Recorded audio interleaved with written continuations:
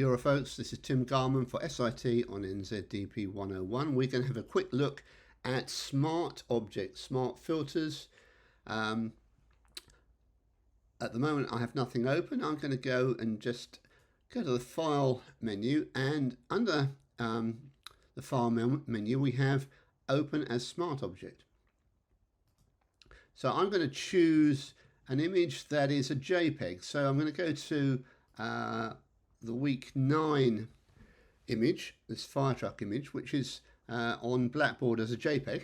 And when I've opened it as a smart object, you'll notice in the layers panel, in the thumbnail for the image, there's a small document icon in the bottom right corner of the thumbnail. Now that indicates that this is now a smart object. Now I can take this into Camera Raw, to edit in Camera Raw, by going to the Filter menu and coming down to Camera Raw. So this just takes us into the Camera Raw filter. And if I make some simple adjustments, maybe I set the white balance, I reduce the exposure, and just click OK,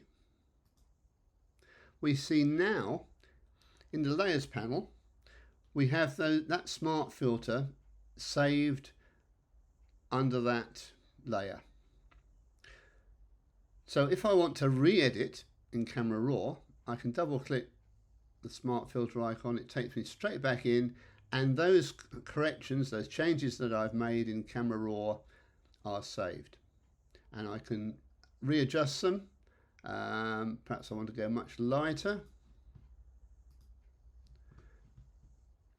And that's taken into Photoshop now. So we can continue to switch back between Photoshop and Camera Raw in that same way.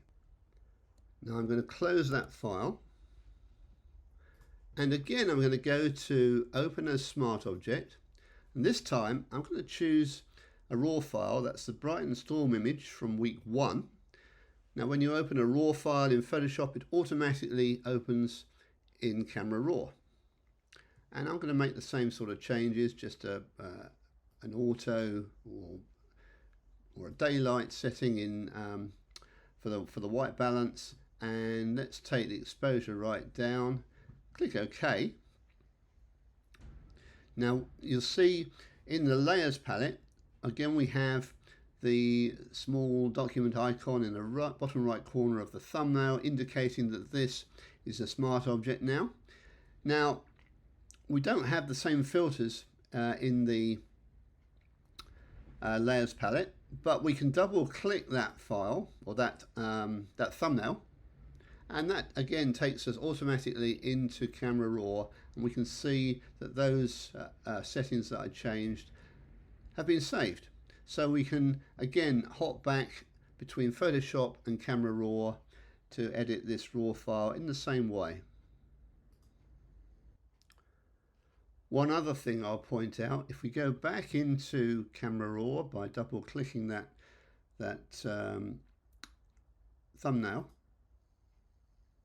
you'll notice we have information about the image right down at the bottom, and it's a link, so we can click on that, and that opens up the Camera Raw Preferences dialog box, and we've got a bunch of different things we can look at here. But on the bottom one, we've got Workflow, and right at the bottom it mentions Photoshop, open in Photoshop as a smart object. We can click that checkbox just to make sure that that link between Photoshop and Camera Raw is set both from Camera Raw and from Photoshop. Just to double check. There we go. One important last thing to mention about smart objects. They're really used to ensure that you are working non-destructively.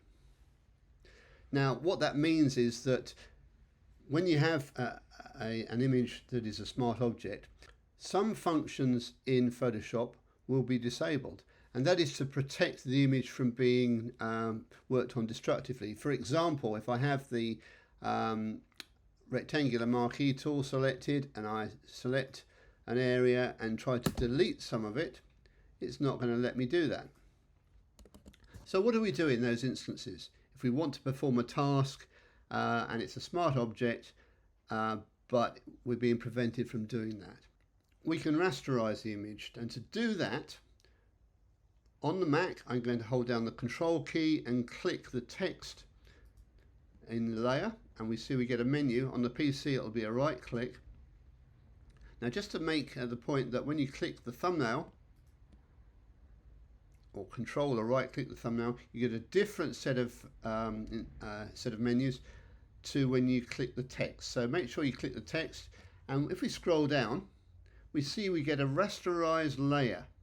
Now, if I go over to the layer menu at the top, we also find rasterize there, and we can rasterize layer there. So it's in two places. So if we rasterize that layer, we see now the indicator of the smart object has gone. It's no longer a smart object. Now that may cause us some problems. So let's just undo that. And if you want to protect your smart object, but you also want to work on it in a way that is destructive, the best way to approach that is to go to the Layers palette menu and create a duplicate layer. We'll go OK. One of those layers we will rasterize. So that's no longer a smart object. But we have the other layer still as a smart object, still with the link to Camera Raw that we can come back to if we need to. And in some instances we might need to turn that off. So that's your workaround.